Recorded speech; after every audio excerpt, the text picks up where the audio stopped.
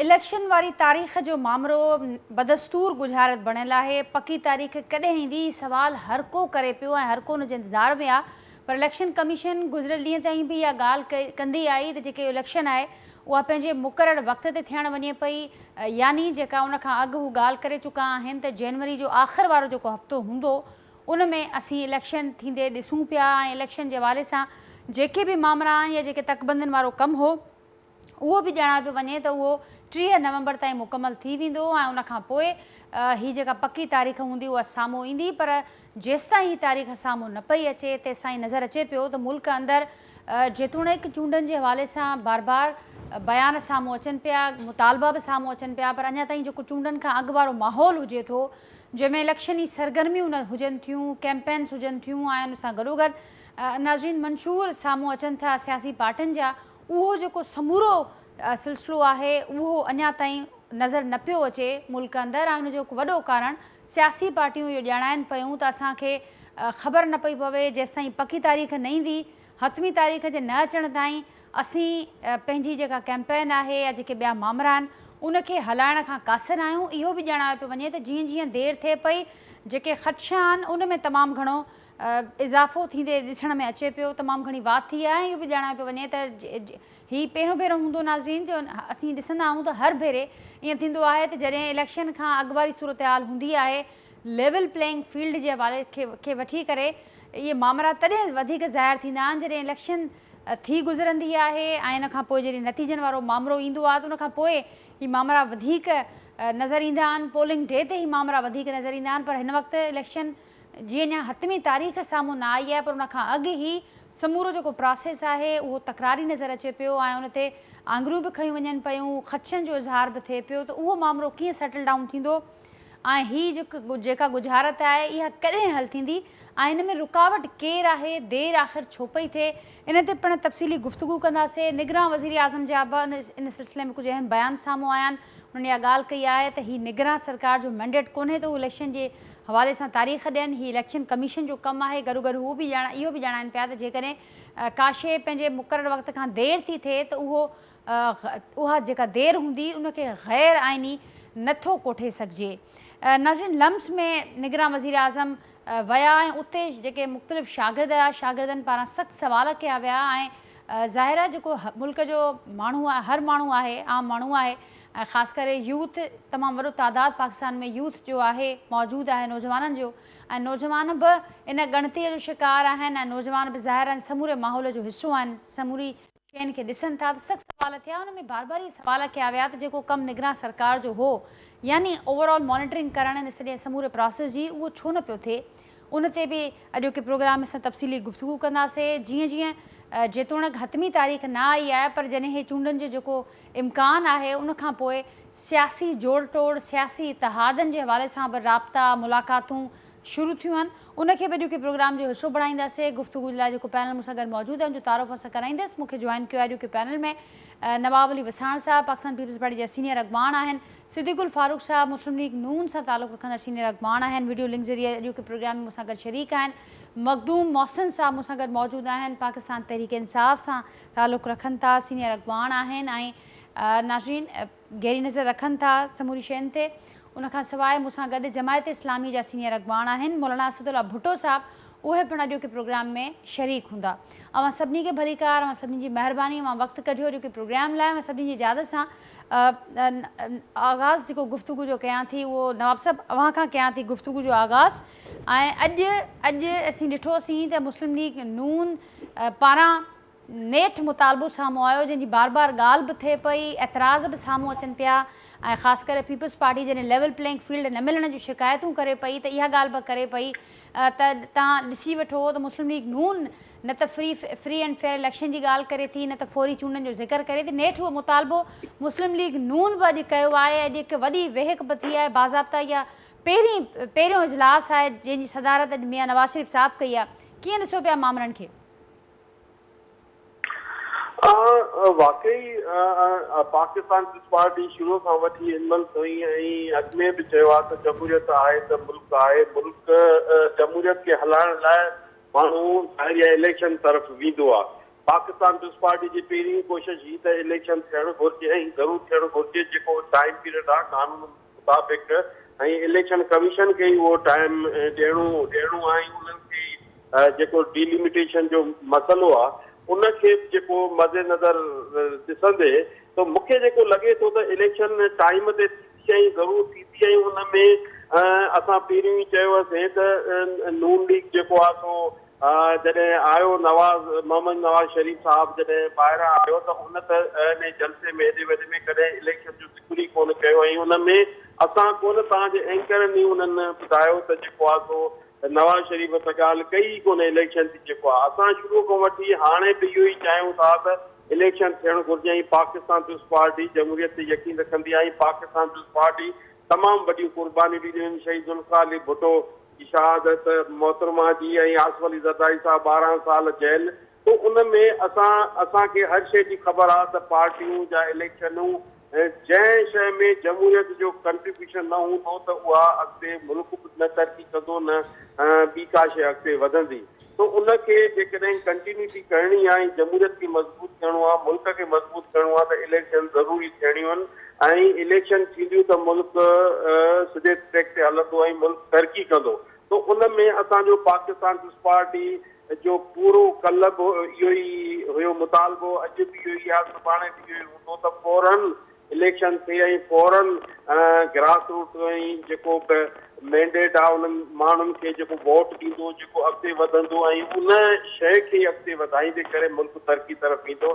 ऐं Pakistan peoples party हमेशह ग़रीब तबिके जी ॻाल्हि कई आहे, ऐं पाकिस्तान पीपल्स पार्टी हिकिड़ी वॾी पार्टी आहे। पाकिस्तान पीपल्स पार्टी जी जमहूरियत लाइ, मुल्क लाइ जेके क़ुर्बानियूं ॾिनियूं आहिनि उहो इनजे करे उहो असीं चाहियूं था त इलेक्शन थियणु घुरिजे। ऐं तव्हां ॾिठो त घणा सारा कोड़ जेके इलेक्शन खां भॼनि पिया, ऐं इलेक्शन में घणनि ई पार्टियुनि वारनि ऐलान कयो त जेको आहे सर्दी आहे, हीअं मौसम आहे, पर पाकिस्तान पीपल्स पार्टी डटके रही, ऐं चेयरमैन बिलावल भुट्टो जो हिकिड़ो ई हुयो त इलेक्शन थियणु घुरिजे, ऐं असीं चाहियूं था त इलेक्शन थिए, ऐं पाकिस्तान पीपल्स पार्टी कॾहिं बि पोइ ते न हटंदी, ऐं पाकिस्तान पीपल्स पार्टी अॼु बि तयारु आहे, सुभाणे बि तयारु हूंदी। नवाब साहब वहाँ लेवल प्लेइंग फील्ड वारे ख़दशनि जो छा थियो, का उन सिलसिले में को रिस्पॉन्स मिलियो वहाँ के, ऐं ये शिकायत आहे कंहिंसां पीपल्स पार्टी के, छाकाणि त निगरान सरकार इहा ॻाल्हि करे पई त असां त पंहिंजो कमु कयूं पिया, जेको असांजो मैंडेट आहे, ऐं हिन खां वधीक लेवल प्लेइंग फील्ड छा हूंदी त न मिलण जूं शिकायतूं बि हू सभिनी जे साम्हूं कनि पिया। लेवल प्लेइंग फील्ड जी मां ॻाल्हि ॿुधायां त असांजो शुरूअ खां इहो आहे त बराबरी जी बुनियाद ते हिकिड़ी पार्टीअ खे इहो न रुगो बनायो वञे त बसि हिकिड़ी पार्टी आहे, पार्टी पाकिस्तान पीपल्स पार्टी आहे। पाकिस्तान पीपल्स पार्टी ॾिसो त मुल्क ऐं जमहूरियत लाइ, क़ौम लाइ, ॾिसो त जॾहिं मुल्क तकलीफ़ में हुयो, जॾहिं पाकिस्तान पीपल्स पार्टी जेको आहे नो कानून खे मद्देनज़र रखंदे पार्लियामेंट में रुजू कयो ऐं इमरान ख़ान खे उतां वोटनि जी अक्सियत सां हारायो हुते। ॾिसो त पाकिस्तान पीपल्स पार्टी असीं चाहियूं था त जेको बि थिए कानून मुताबिक़ थिए, ऐं कानून जे खां बालातर कोई न हुजे, ऐं कानून ई सभु कुझु आहे। जंहिं मुल्क में कानून जी बालादस्ती हूंदी, जंहिं मुल्क में कानून जी इज़त हूंदी, 1973 जे आइन जी बहाली हूंदी त मुल्क तरक़ी कंदो। ॾिसो मुल्क जंहिं कानून की बेरुमती कयूं थी वञनि, जा कंहिंजे कानून जी लताड़ कई थी वञे त उहो मुल्क तरक़ी में न आहे। ऐं असीं चाहियूं था जेकॾहिं मुल्क तरक़ी करिणो आहे, अॻिते वधिणो आहे, त उन कानून जी बालादस्ती हूंदी, ऐं पार्लियामेंट हिकिड़ो सुप्रीम आहे, सुप्रीम जी बि इज़त करणी पवंदी। इनजे करे असांखे इहे शयूं नज़र अचनि पियूं। असां इहे चाहियूं पिया त पार्लियामेंट सुप्रीम हुजे, ऐं उनजो जेको आहे सो उनजे कानून का बि लताड़ न थिए।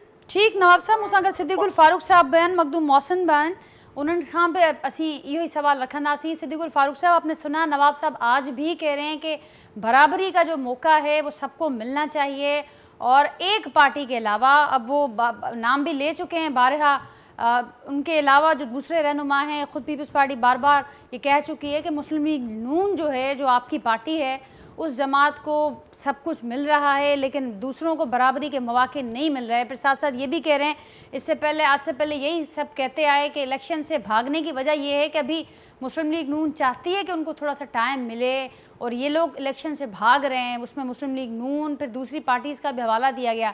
आज तो खुद मुस्लिम लीग नून ने मुतालबा किया है फौरी इलेक्शंस का। अब क्या कहेंगे आप? आपने सुना नवाब साहब को। بسم اللہ الرحمن الرحیم. الیکشن سے بھاگنے کا جو الزام مسلم لیگ نون پر بالخصوص پیپلز پارٹی کے ہمارے دوست لگا رہے اور لیول پلینگ فیلڈ کے حوالے سے بھی انگلیاں مسلم لیگ نون کی طرف اٹھا رہے ہیں، یہ چند دن میں یہ ان الزامات کی وجہ سے شرمندگی اٹھائیں گے. اس کی وجہ یہ ہے کہ حلقہ بندیوں کے اعتراضات آ گئے ہیں. اب وہ ٹرائیبیونلز میں سنی جائیں گی حلقہ بندیوں کے اعتراضات، اور ان پر فیصلے جب ہو جائیں گے تو پھر انتخابات کی تاریخ سامنے آ جائے گی. اس میں 2 دن کم زیادہ لگتے ہیں.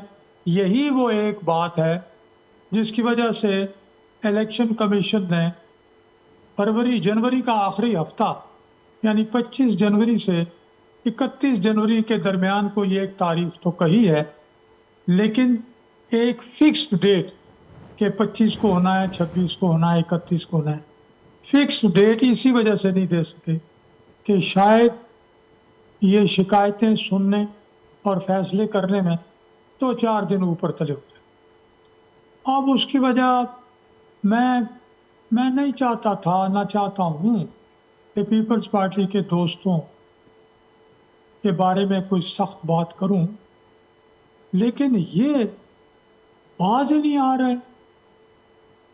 شکر ہے کہ ابھی تک یہ شائستہ ہیں، یہ پی ٹی آئی کی طرح غیر شائستہ نہیں ہوئے، گالم گلوچ پہ نہیں اترے.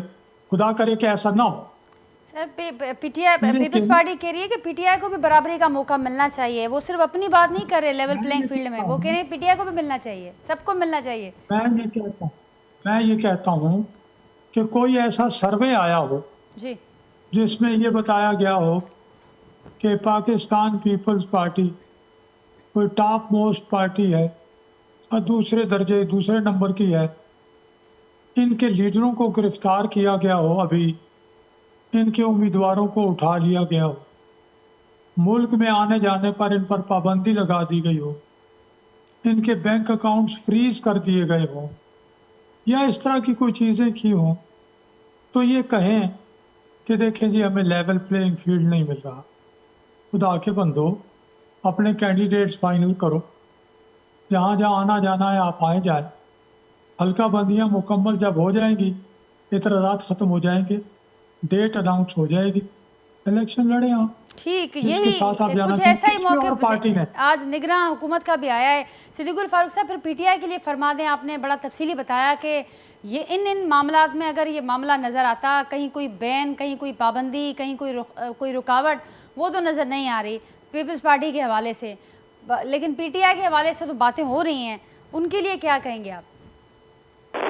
اگر پی ٹی آئی کے لیڈر کسی کے خلاف یا عمران خان کے خلاف وہ 15-20 کلو ہیروئن کا مقدمہ بنا دیا گیا ہو، جیسے عمران خان نے رانا ثناء اللہ کے خلاف بنایا تھا، یا کوئی بال ٹیمپرنگ کا کیس بنا دیا گیا ہو، یا کوئی جوا کھیلنے کا مقدمہ بنا دیا گیا عمران خان پر، تو پھر تو آپ یہ کہہ سکتی ہیں کہ زبردستی پی ٹی آئی کے لیڈر کو یا لیڈروں کو اقتصادی اپنا انتخابی میدان سے باہر نکالا جا رہا. لیکن اگر انہوں نے $180 ملین پاؤنڈ خرد برد کیے ہو، اور برطانیہ کی حکومت کا لیٹر بھی موجود ہو، یہاں کیبنٹ ڈویژن کا ریکارڈ بھی موجود ہو، اور سارے ثبوت موجود ہوں، اور اس پہ مقدمہ ہو، اور پھر اس میں سزا ملے، تو یہ تو جائز بات ہوگی. ایسے ہی باقی 2-4 مقدمے ہیں، تو اگر ان مقدموں میں سزا ملتی ہے. عمران خان نے تسلیم کیا کہ سائفر ان سے گم ہو گئی ہے. بھائی اگر آپ نے گم کی ہے اور وہ چھپتی ہے امریکہ کے کسی ایک اخبار میں، تو پھر آپ اس کے ذمہ دار ہیں، اس پہ تو پھر مقدمہ بھی بنے گا، اور جب شہادتیں آئیں گی تو سزا بھی ہوگی. تو اگر مسلم لیگ نون نے، اگر اس کی اب حکومت ہو اور اس نے کوئی ایسے کیسز بنائے ہو، تو پھر کہا جا سکتا ہے کہ جی ہم پی ٹی آئی کو زبردستی باہر رکھ رہے ہیں، ورنہ یہ ساری باتیں زبانی جمع خرچ، جھوٹ، الزامات، اور یار یہ جھوٹ اور الزامات کی سیاست جو ہے نا اب اسے ختم کرو. ٹھیک، لیکن صدیق الفاروق صاحب اب روابط تو شروع ہوئے ہیں، ملاقاتیں شروع ہوئی ہیں. جو ماضی میں ہم نے دیکھا کہ بڑے مخالفین تھے وہ اب ایک دوسرے سے مل رہے ہیں، تو کوئی ایسا امکان کوئی موجود ہے کہ پی ٹی آئی سے بھی مفاہمت کی بڑی باتیں ہو رہی ہیں مسلم لیگ نون کی طرف سے، تو کوئی ایسا کوئی راستہ موجود ہے؟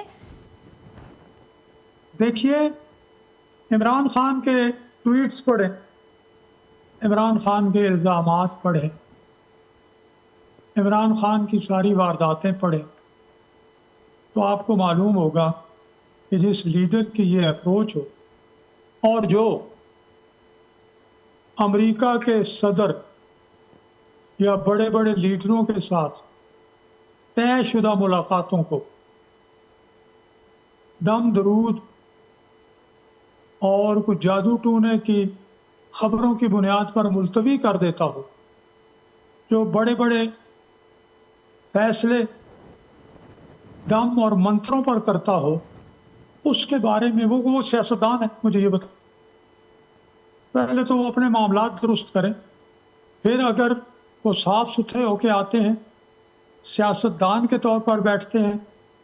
دیکھیے میں آپ کو بتاؤں، نواز شریف صاحب جب یہ 2013 کے الیکشن ہوئے، عمران خان صاحب نے وہ ایک جی لفٹ سے گرنے والی ایک بات ہوئی تھی، نواز شریف صاحب ان کی تیمارداری کے لیے ان کے اسپتال گئے تھے، ان کے پاس.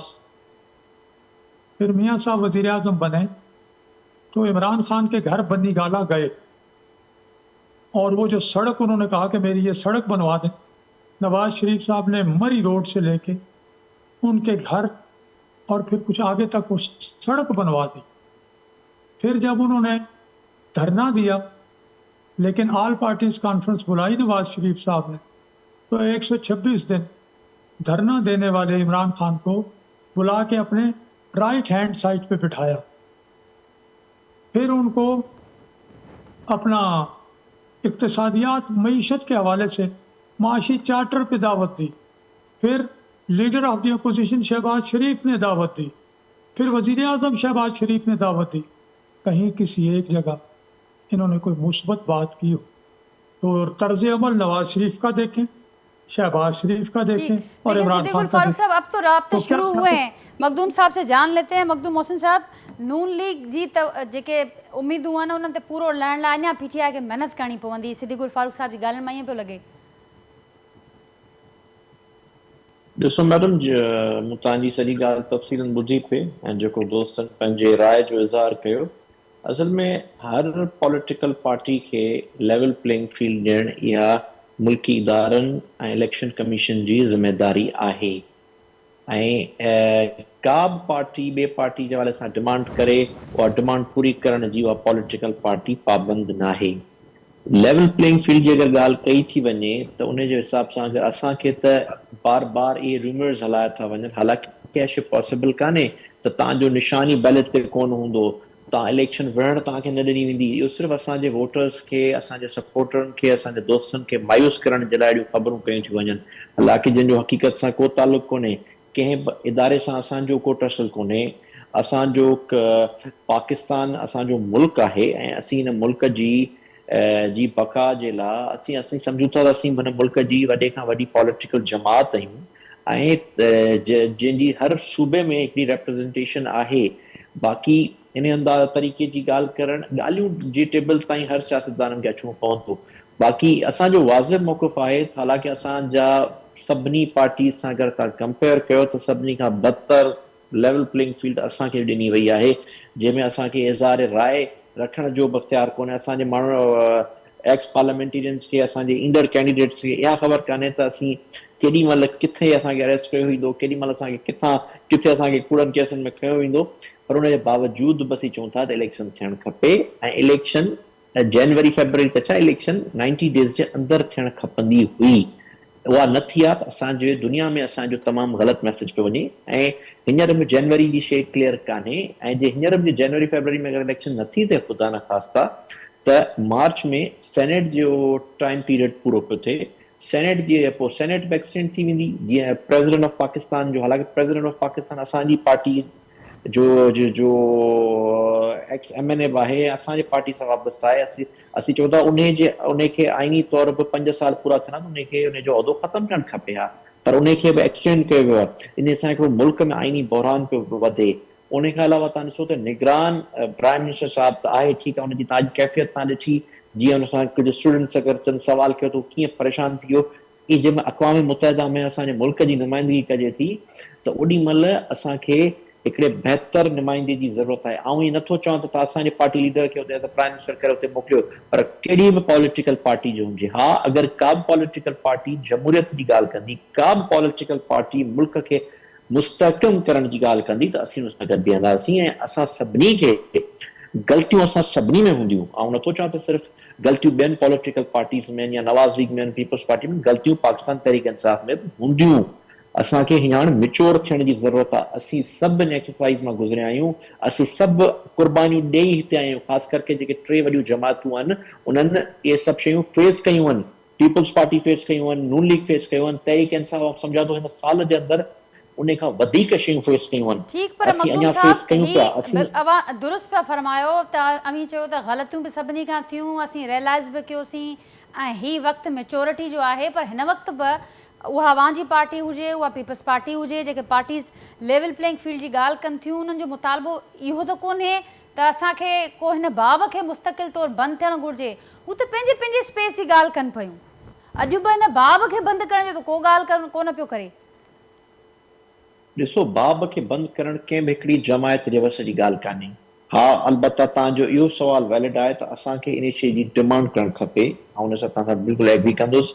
उन में पीपल्स पार्टी वारा दोस्त बि असांजो साथ ॾियनि, ऐं चवंदा आहिनि में नून लीग वारा दोस्त बि असांखे साथ ॾियनि। चंद ॾींहंनि जी कॾहिं चवंदा आहिनि, कॾहिं जा ॾींहं वॾा, कॾहिं जूं रातियूं वॾियूं। इहे हींअर चंद ॾींहं जेके हींअर नवाज़ लीग वारा दोस्त इंजॉय कनि पिया, इहे साॻिया 1.5 साल 2 साल पहिरीं साॻी सिचुएशन असां सां हुई। असीं एॾे ॾींहं इंजॉय पे कयासीं। कुझु वक़्तु पहिरियां अगरि 2008-9 वारो पीरियड चलाए वेंदो त पीपल्स पार्टी वारा दोस्तनि इहो सुठो वक़्तु इंजॉय पे कयो। त असांखे मुस्तक़िल पंहिंजे मुल्क जे लाइ, पंहिंजे ईंदड़ जनरेशन जे लाइ सोचण जी ज़रूरत आहे। उन में सभई पॉलिटिकल पार्टीज़ खे मेच्योरिटी जो मुज़ाहिरो करणो पवंदो। हालांकि सभु जंहिंजो सुठो वक़्तु अचे थो ओॾी महिल विसारे थो छॾे, चाहे असां हुजूं या चाहे ॿिया हुजनि। हींअर जेका शइ असां 18 खां वठी 22 ताईं असां सां हुई, उहा शइ हींअर साॻी हींअर नवाज़ लीग जे फेवर में नज़र पई अचे। पर ईअं न थियणु खपे। मुल्क जो हिकिड़ो कहिड़े मुल्क में तव्हां अगरि दुनिया जी वॾनि जमहूरियतुनि जो एग्ज़ाम्पल वठो, तव्हां बर्तानिया जो एग्ज़ाम्पल वठो, तव्हां इंडिया जो एग्ज़ाम्पल वठो, तव्हां अमेरिका जो एग्ज़ाम्पल वठो, त किथे बि तव्हां चाइना जो एग्ज़ाम्पल वठो, किथे बि निगरान सेटअप हूंदो ई कोन्हे। हुते हिकिड़ी रूलिंग पार्टी ही वरी ॿी इलेक्शन कराईंदी आहे।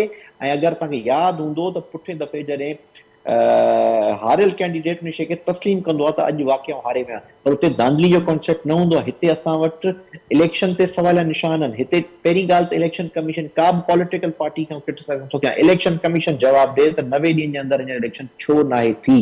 ऐं जेको को जवाबु ॼाणाइनि था सेंसिस जो XYZ जो, त हिननि खे 5 साल हुआ, ही पहिरीं तयारी कंदा। हेॾी वॾी हिननि वटि बजट आहे। उन खां अलावा अगरि तव्हां पुठियूं पंजाब वारी ऐं ख़ैबर पख्तूनख्वा जी गवर्नमेंट जॾहिं असां डिज़ॉल्व कई त ही बार बार चवंदा अगरि तव्हां सीरियस इलेक्शन करण जे लाइ, इहा ई नून लीग जी क़यादत बार बार असां ते तंज़ कंदी हुई त तव्हां पंहिंजे जे सीरियस आहियो तव्हां पंहिंजा सूबनि जी गवर्नमेंट ख़तमु कयो। असां पंहिंजे सूबनि जी गवर्नमेंट जी कुर्बानी ॾिनी। ज़ाहिरा हिन सॼे प्रोसेस में जेको ही मामला नज़र अचनि पिया ऐं हिन नहज ताईं पहुचण ताईं ज़ाहिरा हुन में पार्टियुनि सियासी पार्टियुनि जो बि किरदारु रहियो आहे, उनखे बि को विसारे नथो सघे।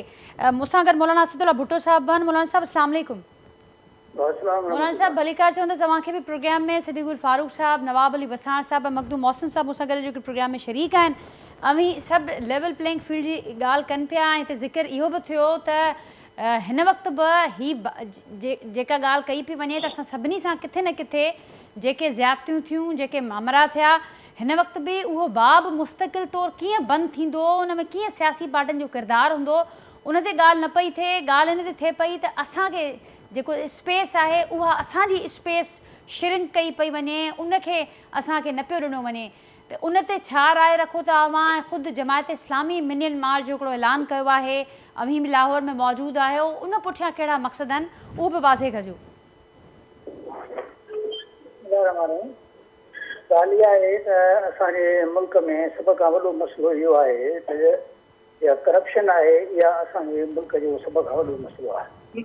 ऐं अफ़सोस जी ॻाल्हि इहा आहे त करप्शन पार्टी जा थियण जे बावजूदि करप्शन ताईं इहा जेका आहे इहे जेको आहे अवामी पैसो जेको बग़ैर तोरे सां गवर्नमेंट खे टैक्स ॾिए थो, उहो टैक्स जेका आहे उहा वरी इन तरीक़े सां जेको आहे हुकुमरान पंहिंजनि माण्हुनि जे ज़रिए खाइनि था, दॿाइनि था, करप्शन कनि था।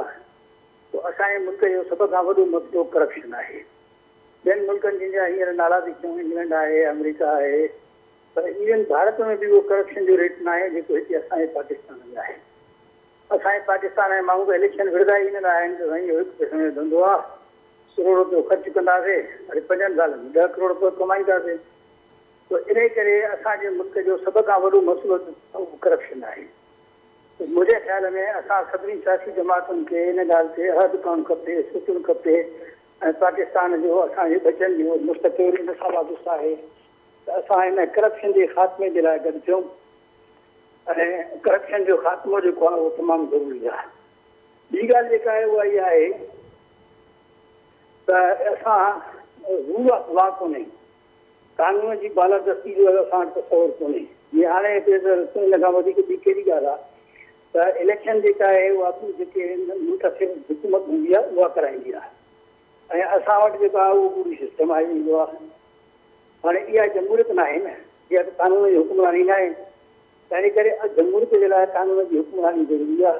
उन लाइ बि असां सभिनी सियासी जमातुनि खे इन ॻाल्हि ते सोचणु बि खपे ऐं हिकु ॿिए ते अचणु खपे त बाबा इलेक्शन थियणु खपे, फेयर इलेक्शन, फ्री इलेक्शन हुजणु खपे।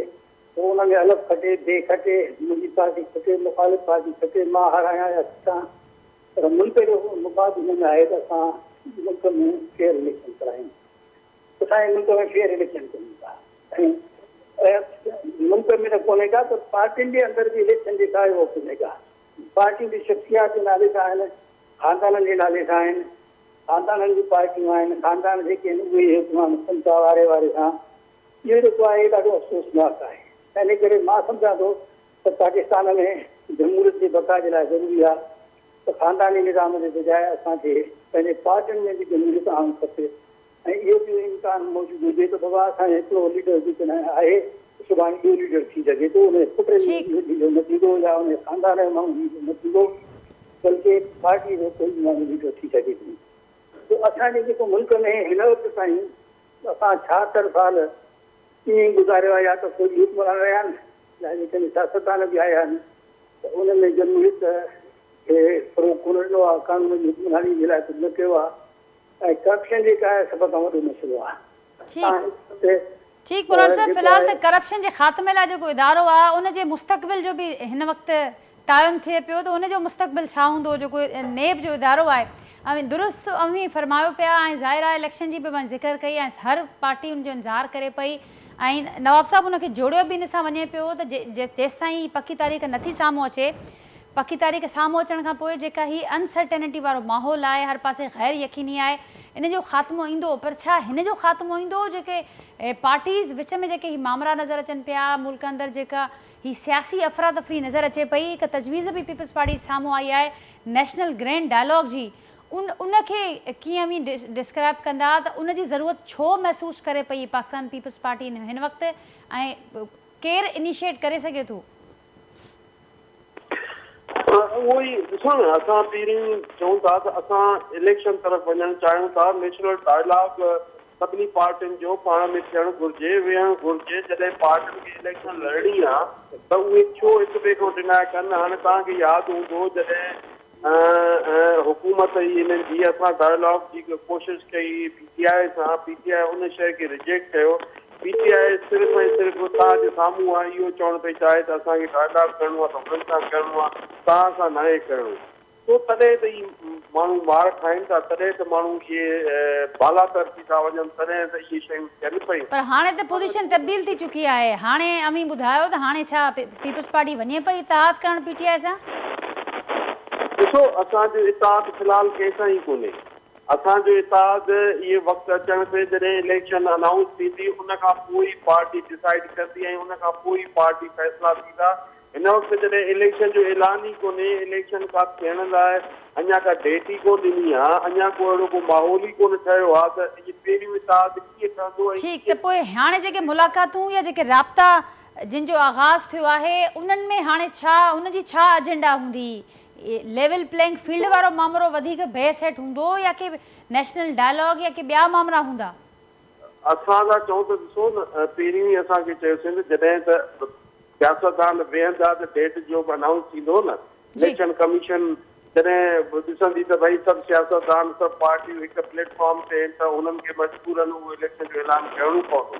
ऐं जेकॾहिं सियासतदान हर हिकु अपने पंहिंजो पाण सां अलॻि थियो वेठो आहे त पोइ ज़ाहिरी आहे उहो त वरी पोइ उन शइ खे ॾिठो वेंदो। तॾहिं त सियासतदाननि जो पाण में हुजणु ज़रूरी आहे ऐं पाण में मीटिंगूं हुजणु ज़रूरी आहे, डायलॉग हुजणु ज़रूरी आहे, जेको घटि में घटि एतिरो त हुजे सियासतदान केरु कंहिंजो कोई दुश्मन कोन्हे, केरु कंहिंजो कोई हो न आहे, पर मसइलो इन ॻाल्हि जो आहे त सियासत में ज़रूरु थींदियूं आहिनि तिखियूं मिठियूं ॻाल्हियूं थींदियूं आहिनि, सभु कुझु थींदो आहे, पर जॾहिं सियासत जी ॻाल्हि हूंदी आहे त उन में माण्हू मेच्योरिटी जो मुज़ाहिरो करे, उन में माण्हू अॻिते वधण जी कोशिशि करे। जीअं आसिफ अली ज़रदारी साहिबु, तव्हांखे पाण ख़बर आहे सियासत जो बादशाह आहे, सियासत खे कीअं खणी हलंदो आहे, कीअं सॼो जेको आहे। अञा त उहो हिन वक़्तु नवाब शाह जा सिंध जे दौरनि ते आहे, जॾहिं ईंदो त इनशाअल्लाह उहो तव्हां पाण ॾिसंदो सियासत जो रुख़ ई चेंज थी वेंदो। पर नवाब साहब हिकिड़े पासे में चयो पिया त पाण में सभिनी खे गॾु वेहणो पवंदो ऐं उन खां पोइ ई रस्तो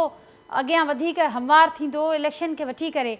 ॿिए पासे बि पाण चयो पिया त सभु पार्टियूं पीपल्स पार्टीअ खां सवाइ पार्टियूं इलेक्शन खां भॼनि पियूं, नथियूं चाहिनि इलेक्शन थियनि, त जॾहिं पार्टीज़ चाहिनि ई नथियूं इलेक्शन थिए, इलेक्शन खां पाण फ़रार चाहिनि थियूं, त इन सूरत में छो गॾु वेहंदियूं अवां सां त इलेक्शन जे लाइ रस्तो कढिजे कोई?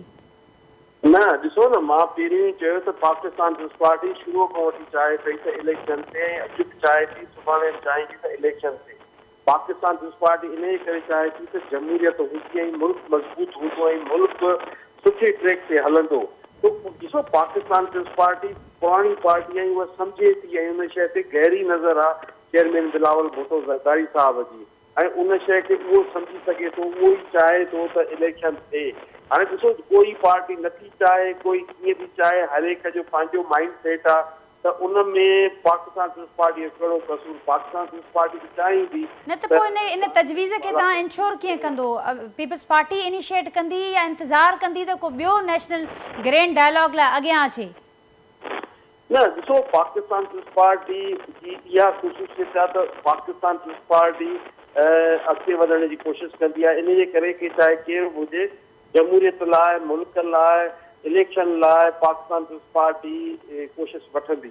ऐं पाकिस्तान पीपल्स पार्टी हिन वक़्तु ॻाल्हाइणु शुरू कयो आहे त कुझु पार्टियुनि सां, अञा ॿियनि पार्टियुनि सां बि ॻाल्हाईंदी, ऐं त इलेक्शन टाइम ते थिए ऐं मुल्क सुठी ट्रैक ते हले ऐं मुल्क जहिड़े हिन सिचुएशन में हले पियो। मुल्क हिन वक़्तु तकलीफ़ में आहे, मुल्क जी जेकी सिचुएशन आहे उहा तव्हांजे साम्हूं आहे, त मुल्क जेकॾहिं सही ट्रैक ते हूंदो त असीं सभु ख़ुशि हूंदासीं ऐं मुल्क अॻिते वधंदो ऐं असीं सभु मुल्क वधंदो त असीं पिया वधूं न। ठीक नवाब साहब, पॉइंट टेकन। सिद्दीकुल फारूक साहब, कैसे देखते हैं आप इस तजवीज़ को?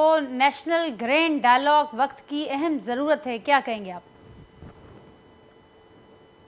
मैं तो इस बात का कायल हूँ कि तमाम पार्टियां जो ये दावा करती हैं कि उन्हें पाकिस्तान से और पाकिस्तान के अवाम से मोहब्बत है, वो बैठें, एक कमेटी बनाएं, वो नेशनल डायलॉग के लिए एक एजेंडा मुरतब करें कि इन्होंने सारी जमातों ने मिल के पाकिस्तान को कौन से मसाइल दरपेश हैं जिनके बारे में एक इत्तेफाक राय पॉलिसी बनाई जाए, और फिर उस पे सारी पार्टियां कारबंद, जिसकी भी हुकूमत आए वो उससे दाएं बाएं ना हो।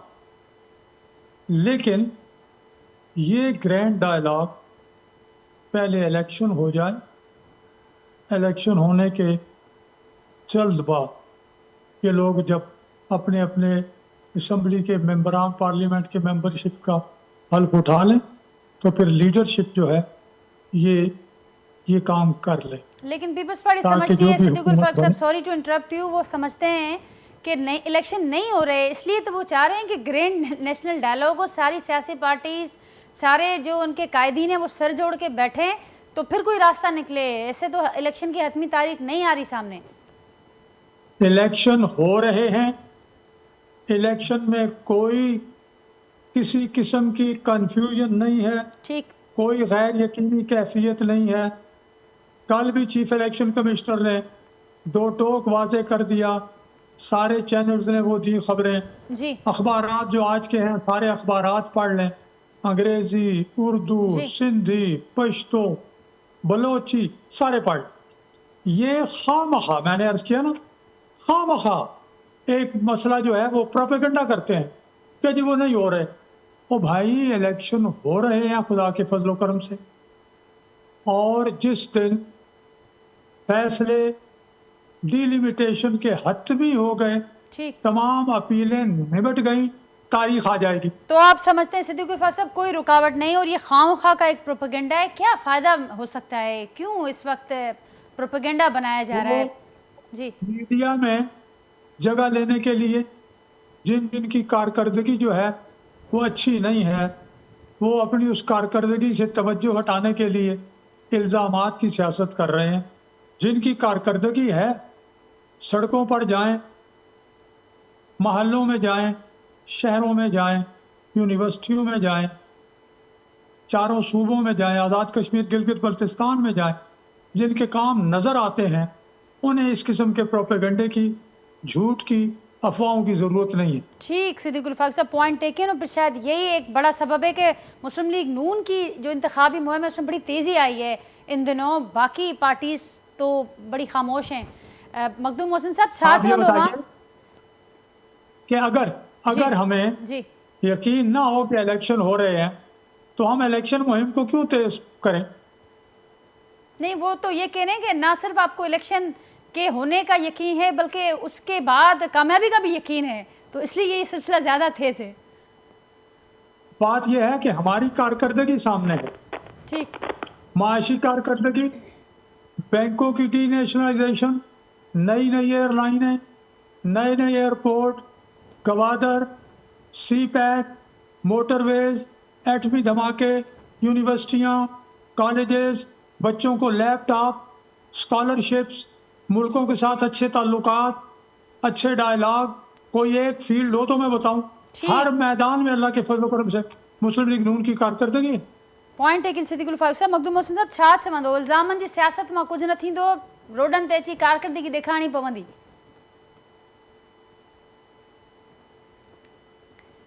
जी मखदूम मोहसिन साहब, मुझे आवाज़ पहुंचे पियो मां ताईं? मखदूम मोहसिन मूंखे ॿुधो पिया हुआ, मुझे आवाज़ मां ताईं पहुंचे पियो? नाज़रीन कोशिश कयूं था ॿिए राब्तो करण जी, उनजो मौक़े वठूं। नवाब साहब कुछ एक मैं सवाल दे दो नाजिया, जी जी कुछ ऐड करना चाहते हैं आप मैं सिद्दीक उल आपसे फारूक साहब? कहूंगा कि ये जो लम्स में एक जी, तालिब इल्म या कुछ तालिब इल्मों के सवालों की बात हुई है, जी जी तो एक सवाल पर जिस तालिब इल्म ने 55 मिनट का एतराज़ किया और बड़ा सख्त सवाल किया, लबो लहजा उसका अच्छा था, उसका कम अज कम जो जवाब वजीर आजम काकड़ ने दिया वो भी सुन लें।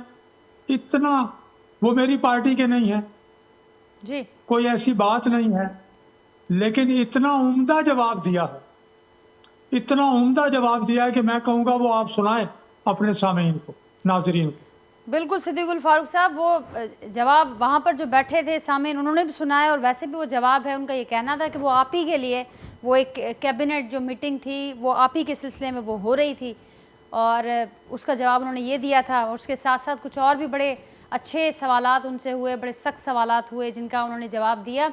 नवाब साहब अवां मूंसां गॾु मौजूदु आहियो, मूंखे ॿुधो पिया? जी जी नवाब साहब इन ते छा रिस्पॉन्ड कंदो? सिद्दीक उल फारूक साहब चवनि पिया त असांजी कारकर्दगी ॻाल्हाए थी, इन करे हिन वक़्तु कैंपेन बि असीं कयूं पिया, बाक़ी सभु प्रोपेगेंडा आहे। न इन शइ खे छॾियो, कारकर्दगी कहिड़ी आहे जो जेकॾहिं हिनखे इलेक्शन जो शौक़ु हुजे हा त कुझु ॿ लफ़्ज़ त ॻाल्हाइनि हा न इलेक्शन ते। अॻियां ताईं तव्हां घणो टाइम थियो आहे त इलेक्शन ताईं को ॻाल्हाइण लाइ को तयारी कोन्हे, त कारकर्दगी हिनखे न चइबो आहे। कारकर्दगी उनखे चइबो आहे जेको वला चए त इलेक्शन ते पाकिस्तान पीपल्स पार्टी कमु कयो आहे सिंध में, पाकिस्तान पीपल्स पार्टी डिलीवर कयो आहे सिंध में, तॾहिं पाकिस्तान पीपल्स पार्टी चाहे थी इलेक्शन ते पाकिस्तान पीपल्स पार्टी छा न कयो आहे ॻाल्हियूं करणु जेकॾहिं हिन ते चवनि था त असां कुझु ॾिनो आहे, असां कुझु कयो आहे, त पोइ इलेक्शन जो अचनि न, चवनि न, जीअं असां पिया चऊं त इलेक्शन ते ऐं टाइम पीरियड डेट अनाउंस कई वञे, ही छो पिया कनि? पर सिंध में त अची विया आहिनि ऐं सिंध में मुस्लिम लीग नून हुजे, JUI हुजे, GDA हुजे, ही सभु अव्हां खे टफ टाइम ॾियण लाइ, पीपल्स पार्टी खे टफ टाइम ॾियण लाइ न सिर्फ़ु पुरइतमाद नज़र अचनि पिया बल्कि सरगर्मियूं बि नज़र अचनि पियूं ऐं ॼाणाइनि पिया उते त पीपल्स पार्टी जी कारकर्दगी ते सवाल उथनि पिया। उन सरगर्मियुनि खे कीअं पिया ॾिसो?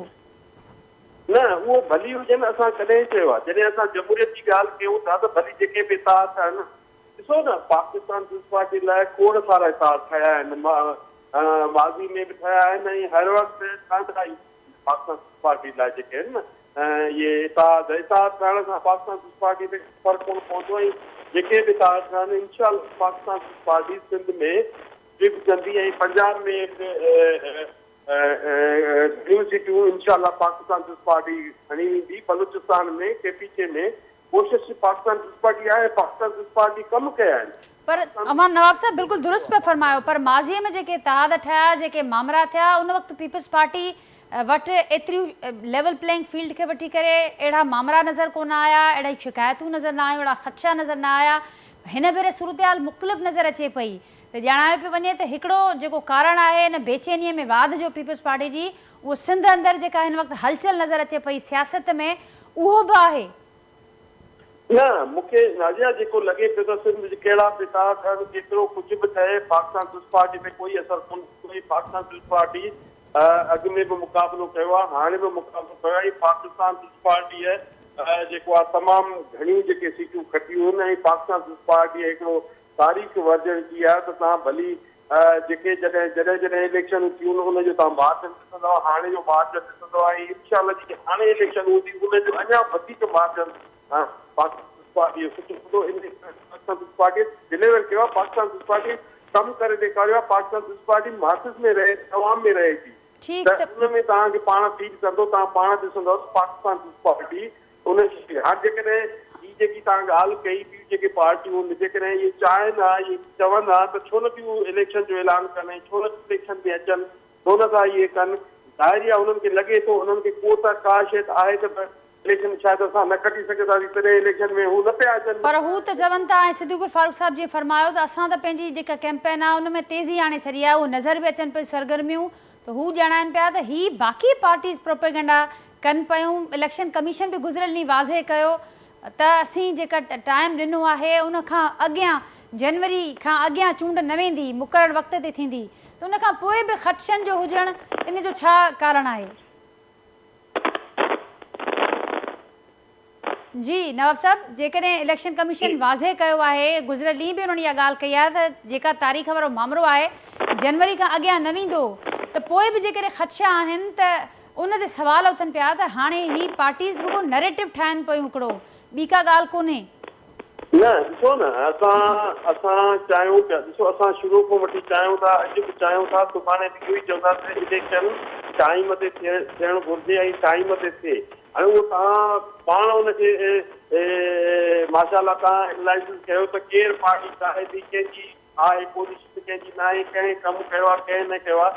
हिन वक़्तु पाकिस्तान पीपल्स पार्टी सारे फ़हरिस्त आहे, उहा चाहे थी इलेक्शन थिए ऐं मुल्क अॻिते वधे, मुल्क तरक़ी करे ऐं जमहूरियत जो हिसो थिए हिकिड़ो, त उहा त पाकिस्तान पीपल्स पार्टी चाहे थी। हाणे को नथो चाहे, को नथो करे, त हाणे उनखे हाणे हेॾा वॾा जलसा बि थिया, माण्हू आया जेके ॿाहिरि खां बि आया, तव्हां पाण ॾिसो पिए त उन में बि जेको ॾिसो त उन में बि अहिड़ो को ख़ासि इलेक्शन जो त काथे नाम निशान ई कोन, उन खां पोइ बि उन में बि को अहिड़ो नाम निशान कोन हुयो। पर मूंखे जेको लॻे थो त कुझु पार्टी चाहे थी त इलेक्शन डिले थिए ऐं उहो इलेक्शन कमीशन जो कमु आहे त उहो उन्हनि जो चवणु वठंदी आहे, जेको असां चाहियूं था, असांजो चवणु वठनि था त असीं चाहियूं था त इलेक्शन टाइम ते थिए ऐं टाइम पोइ ते न वञे। त हाणे जेको जेकॾहिं हीअ चाहींदा ज़ाहिर आहे त तव्हां पाण तव्हांखे पाण सम्झो साईं, तव्हांखे पाण ख़बर आहे त हिननि खे हाणे जेको आहे सो सपोर्ट आहे, त त पोइ ज़ाहिर आहे जेको हू ॾिसनि था न त उन्हनि जो माहौल अञा गरम न पियो थिए या न पियो ठहे या काड़ी हूंदी तॾहिं ई न पिया इलेक्शन जे में अचनि ऐं पाकिस्तान पीपल्स पार्टी अचणु चाहे थी, पाकिस्तान पीपल्स पार्टी चाहे थी त इलेक्शन ते ठीक नवाब साहब, पर उनजो मौक़िफ़ कुछ मुख़्तलिफ़ हो त हू त प्रोपेगेंडा जो हिस्सो न आहिनि, हू त इहा ॻाल्हि कनि पिया। मखदूम साहब, अव्हां छा हिन में एड कंदो? ऐं जेका ॻाल्हि सिद्दीक़ुल फारूक साहब कई त जेकॾहिं तारीख़ न ॾियणी हुजे हा त पोइ इलेक्शन कमीशन गुज़िरियल बि इहा ॻाल्हि वाज़े न करे हा, ऐं असीं त पंहिंजी इंतिखाबी जेका चूंड कैंपेन आहे उहा तेज़ कई आहे, छाकाणि त असीं सम्झूं था त इलेक्शन थिए पई ऐं थियणु वञे पई ऐं तारीख़ बि अची वेंदी जल्द। पोइ छो ही जेके बाक़ी पार्टीज़ जो गोड़ आहे या जेके ख़दशा आहिनि, प्रोपेगेंडा खां सवाइ, नैरेटिव खां सवाइ कुझु कोन्हे? ॾिसो न अजय, प्रोपेगेंडा कोन्हे। हर पॉलिटिकल पार्टी खे राइट आहे त हू इलेक्शन जो या जमहूरी तरीक़े सां आइनी तक़ाज़ाउनि तहत डिमांड कनि, उहा चाहे पाकिस्तान तहरीक इंसाफ़ हुजे या पीपल्स पार्टी हुजे या ॿी का जमात हुजे। ऐं हीअ पहिरीं पाकिस्तान जी तारीख़ जी चूंड थियण पई वञे जंहिंजे तारीख़ जी ख़बर कान्हे पर नतीजे जी हर ॿार खे ख़बर आहे त कहिड़ो नतीजो अचिणो आहे। हाणे ॻाल्हि इहा आहे त परफॉर्मेंस, सिद्दीक़ुल फारूक साहब क़ाबिल इज़त आहिनि, सीनियर आहिनि, हुननि जे लाइ इलाही इज़त एतिराम आहे। परफॉर्मेंस जी ॻाल्हि कयूं त असीं पंहिंजी कारकर्दगी तहत इलेक्शन में वञूं पिया। ॾिसो, माज़ी में हिननि कुझु प्रोजेक्ट्स कया जेके साराह जोगा आहिनि, त हिननि मोटरवेज़ ठाहिया, हिननि XYZ कमु कयो, ठीकु आहे, पर जेका गुज़िरियल 14 महीना हिननि जी हुकुमरानी रही, हाणे चवनि था त PTM जी हुकुमरानी में लीडिंग रोल नवाज़ लीग जो हो, उन में पाकिस्तानी मईशत तारीख़ जी बदतरीन सतह ते पहुती, जिथे डॉलर 300 क्रॉस करे वियो, पेट्रोल 300 ऑलमोस्ट 350 ते वञी पहुतो, ऐं का बि मुल्क में इम्प्रूवमेंट न आई फॉरेन पॉलिसीज़ त इन शइ जो इम्पैक्ट बि इलेक्शन में पवंदो। बाक़ी उन खां अलावा इलेक्शन थियणु खपे। असीं अॼु बि चऊं था, हालांकि सभिनी खां बदतरीन लेवल प्लेइंग फील्ड हींअर असां वटि आहे, असांजी लीडरशिप जेलनि में आहे, असांजी 10,000 खां वधीक असांजो उहो कारकुन जेलनि में अंदरि आहे अञा ताईं। ॿियो काफ़ी सारे मामलात आहिनि, पर उन जे बावजूद असीं डायलॉग जी बि हिमायत कयूं था ऐं असीं चऊं था इलेक्शन थिए। पर मुंहिंजी एनालिसिस आहे ज़ाती त मूंखे इलेक्शन जनवरी में थींदे नज़र नथी अचे। ठीकु, जेका आहे हिन जो बि जवाबु ॾिजो त जेका नेशनल ग्रैंड डायलॉग जी तजवीज़ आहे, सिद्दीक़ुल फारूक साहब फरमायो त हू चाहिनि, सम्झनि पिया त इलेक्शन खां पोइ थियणु घुरिजे, अवी कीअं ॾिसो पिया उन तजवीज़ खे? मैडम, डायलॉग अगरि थियणो आहे त इलेक्शन खां पहिरीं थिए, इलेक्शन खां पोइ त वरी तहफ़ुज़ात थींदा, पोइ वरी चवंदा, पोइ कुझु पार्टियूं त पंहिंजा जिन खे पंहिंजा नताइज न मिलंदा या का उन बि ॻाल्हि थी वई त उहे चवंदा असीं शइ खे तस्लीम नथा कयूं, पोइ त वरी मुल्क में गैर यकीनी गैर वारी सूरत हाल बरक़रार रहंदी। जे डायलॉग करणो ई आहे त हींअर थियणु खपे। सिद्दीक़ुल फारूक साहब, फाइनल कमेंट आपका? जी सिद्दीक़ुल फारूक साहब, मैं ये अर्ज करूंगा जी कि हर पार्टी का ये हक नहीं है कि वो सफ़ेद को काला कहे, जो चीज़ें ठोस नज़र आ रही हों उनको कहे वो हैं ही नहीं, प्रोपेगेंडा करे, अफवाहें फैलाए। हर पार्टी जो पाकिस्तान में है उसे चाहिए सच की सियासत करे, अवामी और कौमी मफाद को सामने रखे, और अगर उससे गलतियां हुई हैं या गलती हुई है वो उसकी माफ़ी मांगे और अपनी इस्लाह करे। रह गई बात इसकी कि ये अभी जो PDM की हुकूमत थी तो इमरान खान ने जिस तरह स्टेट बैंक को IMF के हवाले कर दिया, जिस तरह मईशत को IMF के पास गिरवी रख दिया, उसके नतीजे में खुदा का शुक्र है कि हम पाकिस्तान को दिवालिया होने से बचा लिया। बाकी तो ये सारी इमरान खान के किए जो तबाही बर्बादी थी उसको हम संभालते रहे हैं। ठीक, सिद्दीक़ुल फारूक साहब, टाइम मेरा खत्म, प्रोग्राम का ख़त्म हो गया है। आपका पॉइंट आ गया, बहुत शुक्रिया आपने गुफ्तगू में हिस्सा लिया। मखदूम मौसम साहब, नवाब हसान साहब, मौलाना असदुल्ला भुट्टो साहब नाज़रीन कुछ देर लाइ मूंसां गॾु मौजूद हुआ। गुफ्तगू मां ॿुधी पंहिंजे फीडबैक खां असांखे ज़रूरु आगाह कजो। सुभाणे वरी नए मौज़ू महिमाननि सां गॾु सेम टाइम तव्हां सां मुलाक़ात थींदी। तेसिताईं ॾींदा इजाज़त। अल्लाह हाफ़िज़।